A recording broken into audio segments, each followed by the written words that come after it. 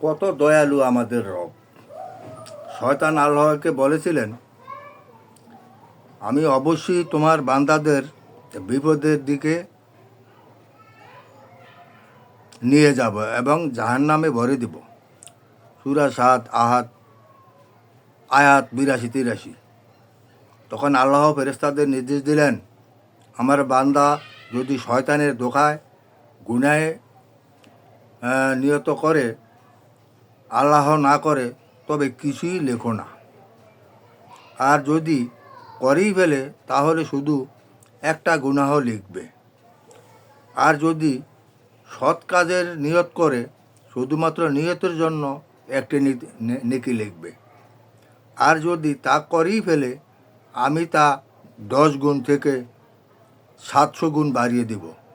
সহিহ Bukhari ৭৫০১, সহিহ মুসলিম ১,৩১,০০০।